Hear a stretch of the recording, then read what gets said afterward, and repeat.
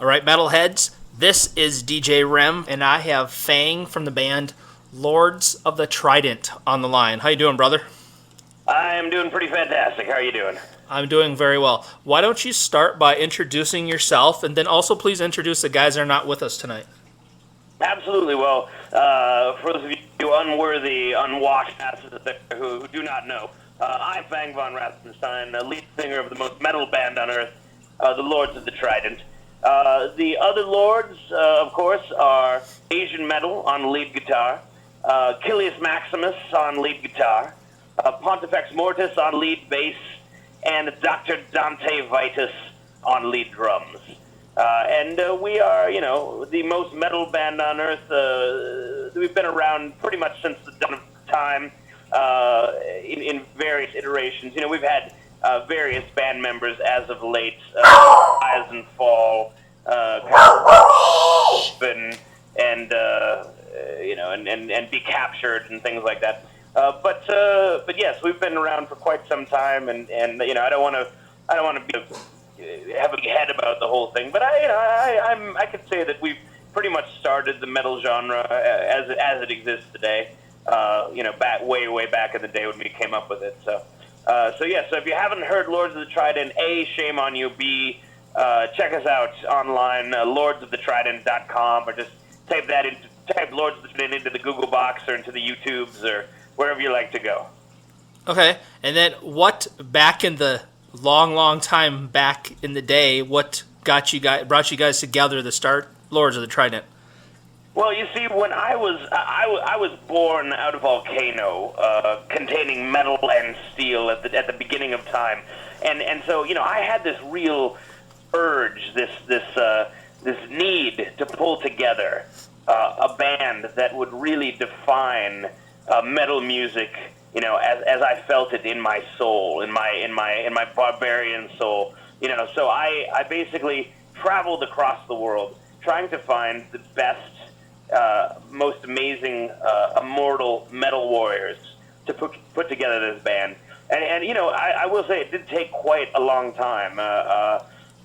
We found our first lead guitarist, the first person who was with us, called the Socrates of Shred. Found him in Greece. Asian Metal was next in Japan. All over the world, grabbing these immortal warriors from all sorts of different places.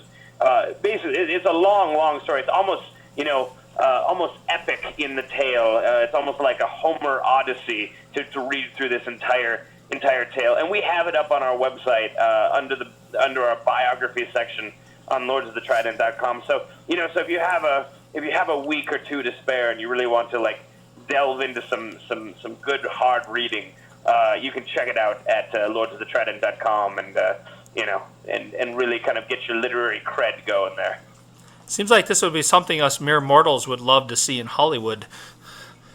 Oh yeah, well Hollywood does have pretty amazing special effects, especially nowadays with the computer-generated effects. They can almost get the shrieks of battle and the explosions, and the fireballs just about right, but it's missing a little tinge of authenticity that that us barbarians who've been in battle before really know deep in our souls. So yeah, absolutely. But some people have said, hey man, you should get on the reality TV shows like Meet the Lords of the Trident or Lords of the Trident on Survivor or something like that. I'm yeah, absolutely. As long as I can bring my axes with me, for sure, I will be on Survivor any day of the week.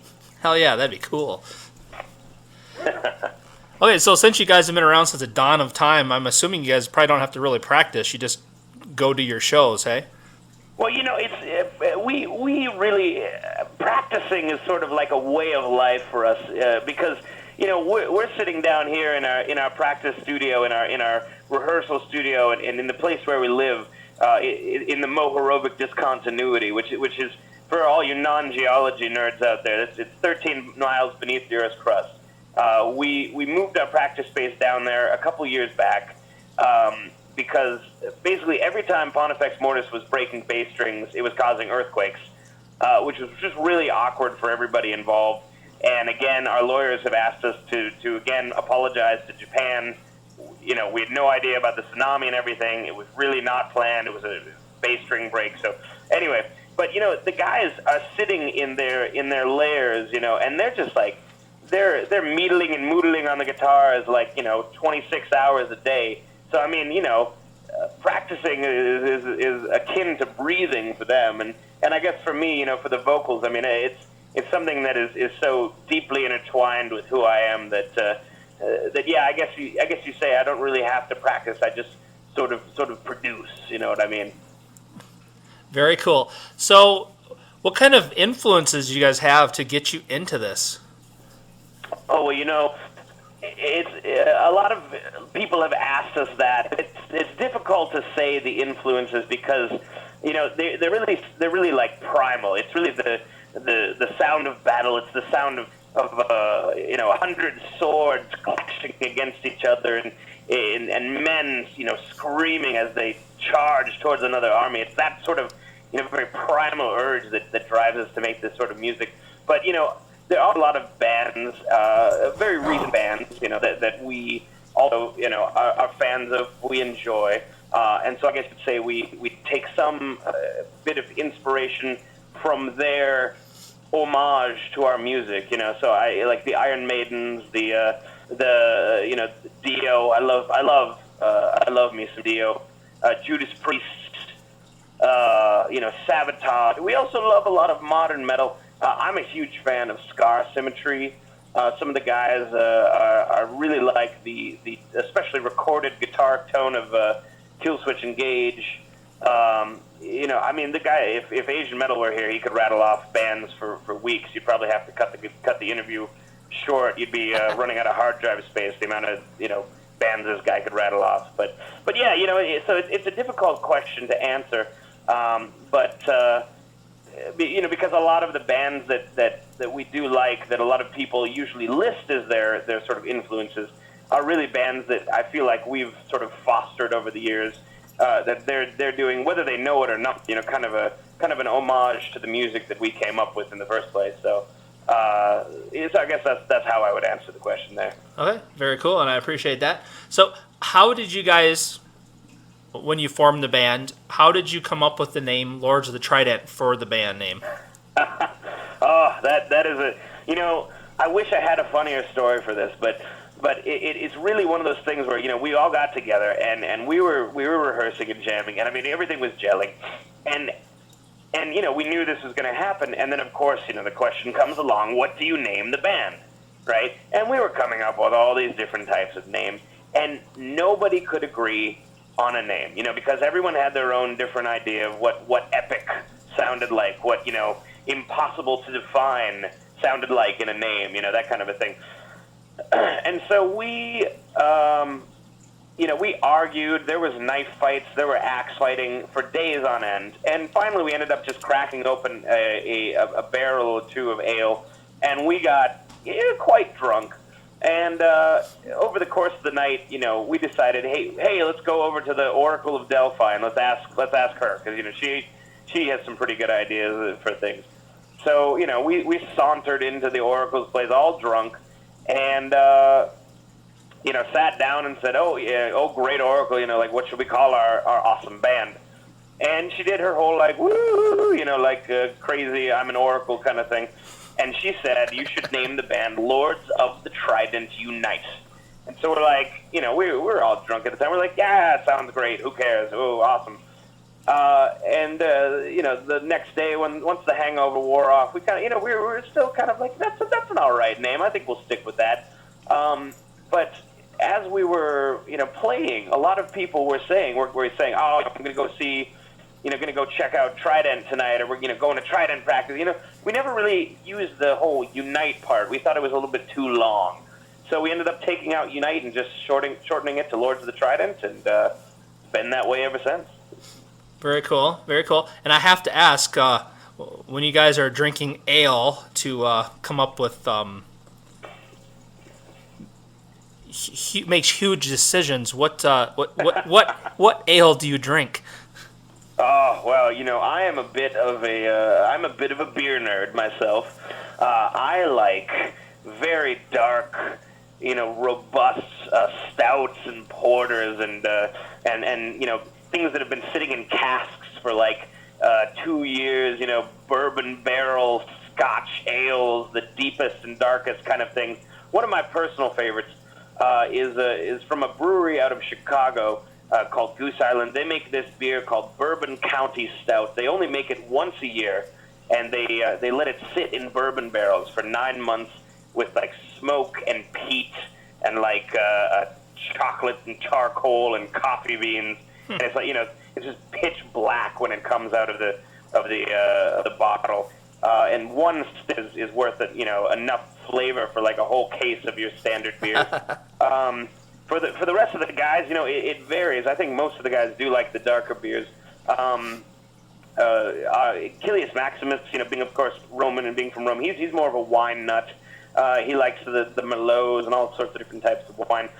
We also have a fantastic sponsor for the band, Rocker Vodka, Rokker vodka. If you've never tasted it, it's just incredible. It's like a top shelf vodka made by a guy here locally in Madison, Wisconsin, where we're currently, where our Mohorovic Discontinuity practice space currently is situated in. Got involved with him a few years back. We all, had been drinking the vodka for years, and he said, "Oh, I see you like my stuff. Would you like to do a sponsorship kind of a thing?"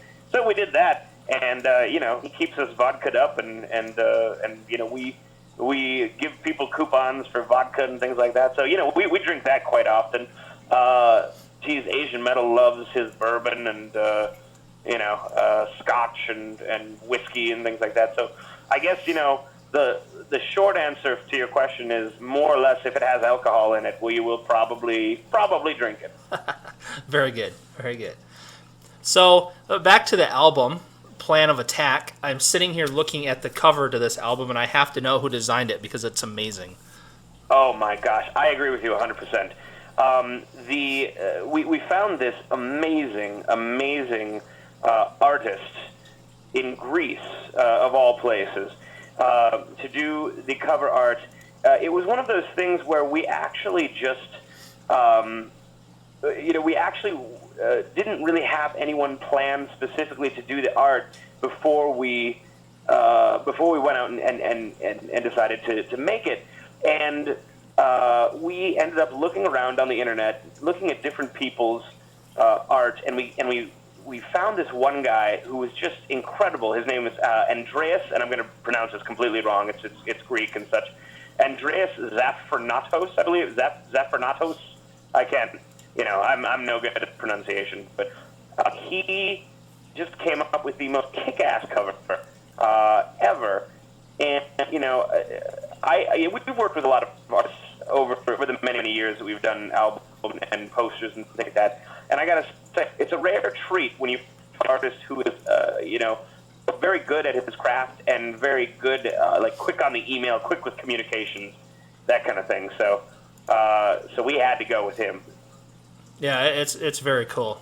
And the reason I always ask is because I really enjoy and appreciate bands that put some time and effort into the artwork on their cover, because some of us still like to buy CDs and stuff and actually look for that. So props to you guys. You want to get that tangible, something tangible in your hand that actually has time and effort put into like looking good, feeling good, that kind of stuff. I'm with you 100% on that. Absolutely.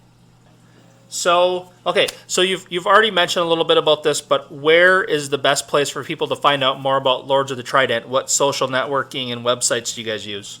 Well, if you want to find out more about Lords of the Trident, you can basically just go to anywhere on the internet, anywhere on Google, type in Lords of the Trident, and the first 50 pages are all us. I took it upon myself a little while back to take some barbarian night classes in computers.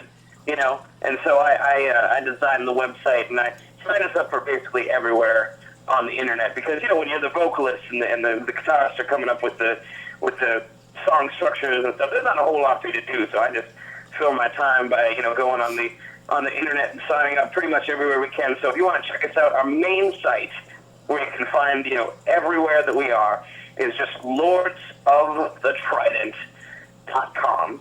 We're on Facebook, facebook.com/Lords of the Trident. We're on YouTube. We're on Twitter. We're on Reverb Nation. You can buy the album on Amazon, iTunes, Bandcamp. Napster apparently is still a thing, so I guess we're on that. E-music and stuff like that. Basically anywhere on the internet that you can purchase music, we are pretty much there. What else can I say? There's we've got just all sorts of sites all over. But if you want the main hub for your Lords of the Trident needs, just PR.com, lordsofthetrident.com. Okay, and do you have like the music and merchandise and stuff on there too?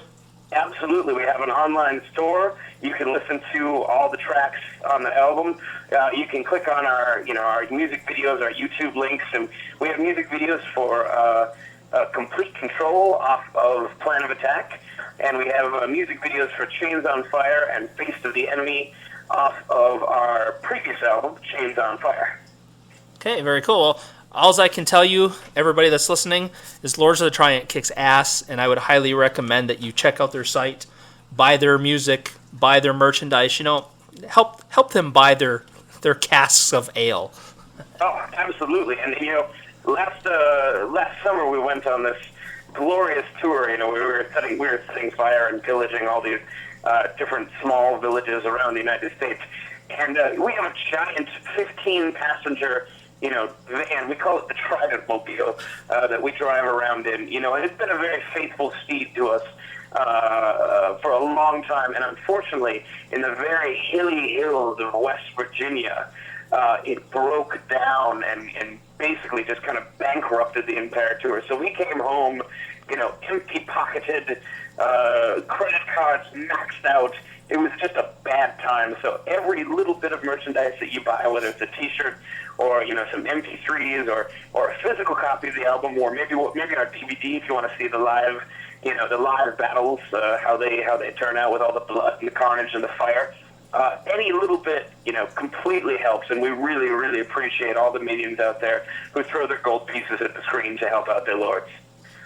Okay, very good. And I also have to ask you, with this album, Plan of Attack, where did you guys record and what studio did you use?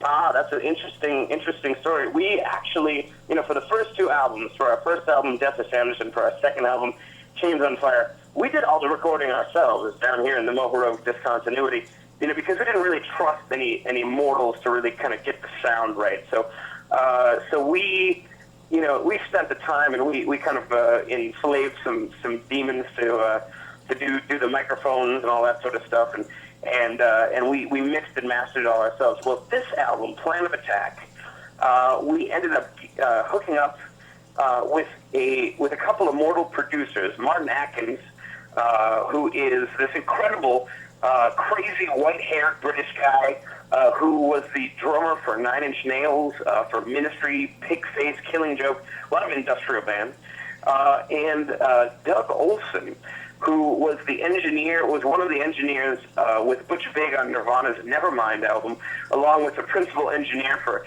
Smashing Pumpkins, Cheap Trick, a lot of other bands that people have definitely heard of. We got hooked up with those guys, and they actually were the first mortals ever that we trusted to produce a Lords of the Trident album.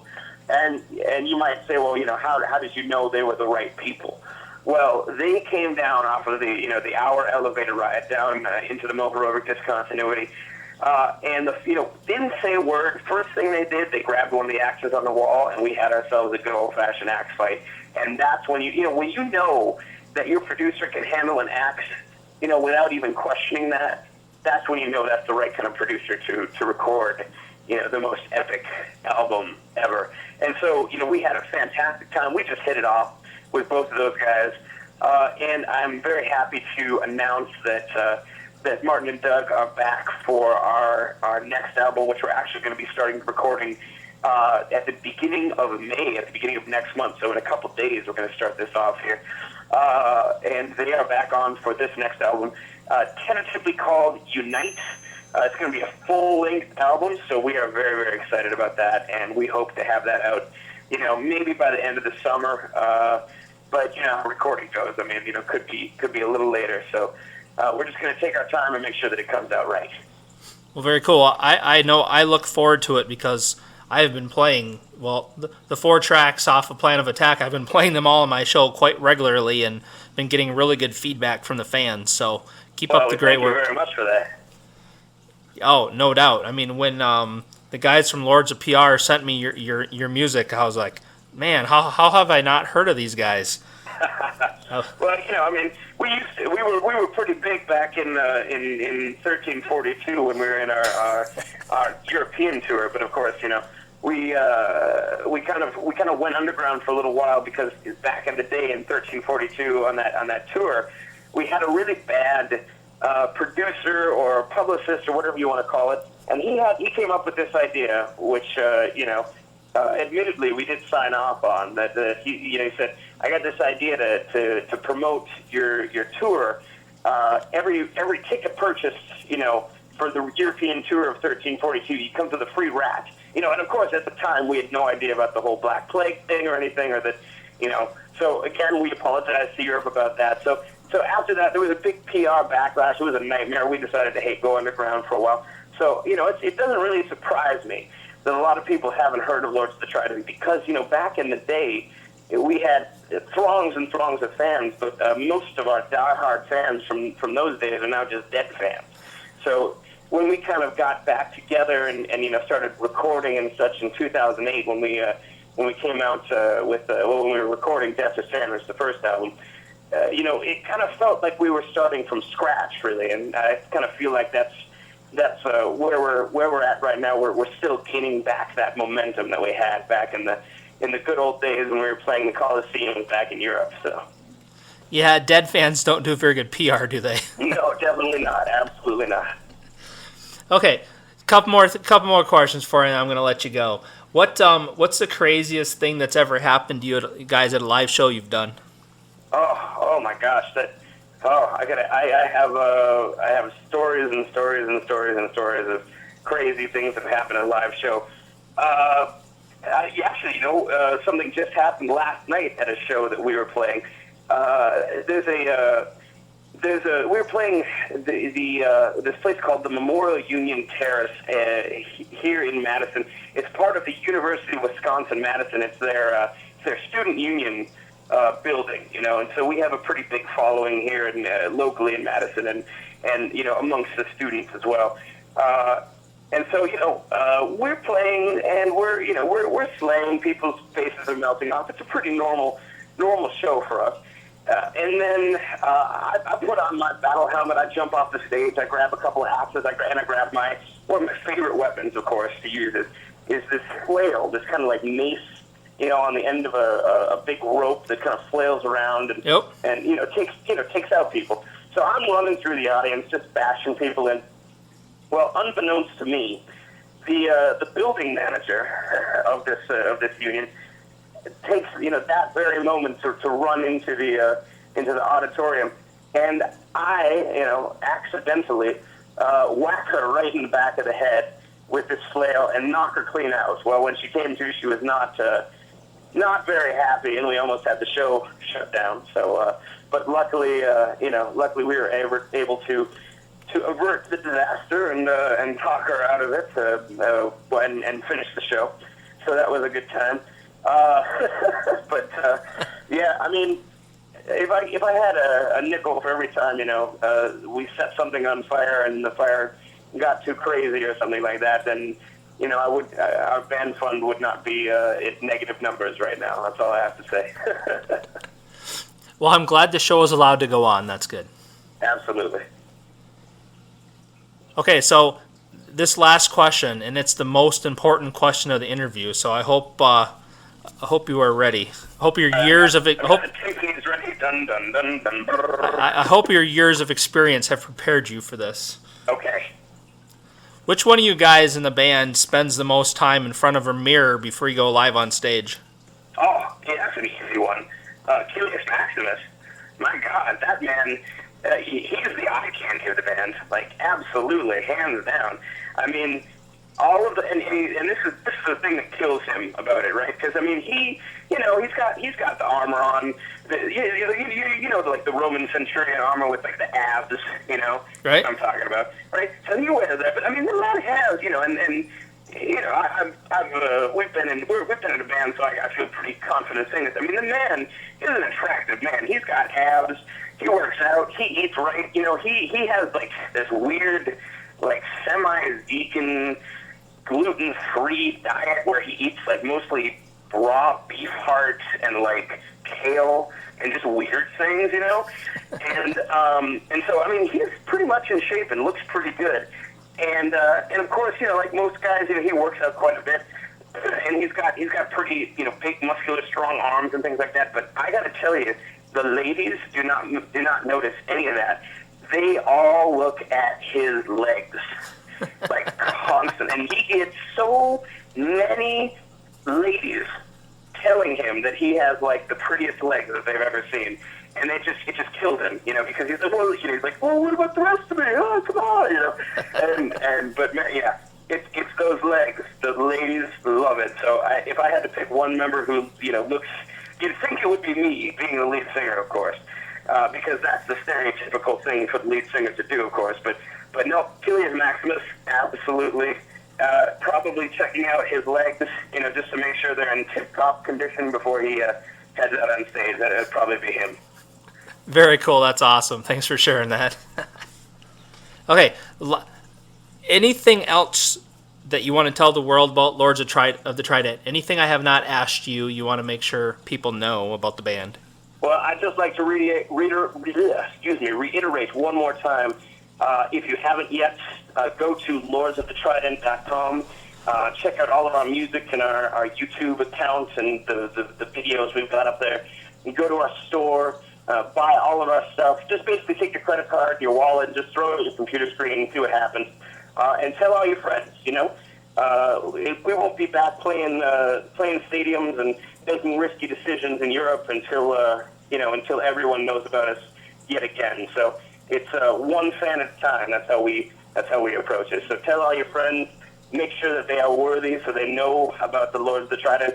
And hey, if you know about the Lords of the Trident, if you're a worthy warrior, then hey, maybe when we come to your city on tour, we're going on tour this summer. If we're coming to your city on tour, hey, maybe we will, we won't burn down your hut. Maybe we'll skip it. Maybe we'll burn down your neighbors who hasn't bought a T-shirt at lordsofthetrident.com. So do yourself, your home, and your family a favor, and make sure that you are a worthy warrior and you know of your lords before they come to pillage your house. Right on. And just remember, we did this interview, so skip my house. Thanks. Oh, you are absolutely worthy. Absolutely, 100%. Speaking of upcoming tour, are those dates posted on your website or something somewhere? They are, absolutely. Okay. If you go to, you can check out our shows, link on the website. We have all of our upcoming dates. We still have 2 dates on the tour that are not quite set in stone yet, but we should have those confirmed within a week or so. But all of the upcoming dates, all of the festivals that we're on, all that sort of stuff, all over the United States is posted at lordsofthetrident.com. Okay, once again, thank you for taking time to call in, do the interview. I appreciate it. I will continue to play your tracks on my show and continue to help promote and push you guys. And yeah, so much. Keep making good music, man. Thank you so much. Yeah, appreciate the time. Please tell the rest of the guys in the band I said hello as well. Absolutely, absolutely. All right, have a good one, man. All right. Peace. Yep, bye.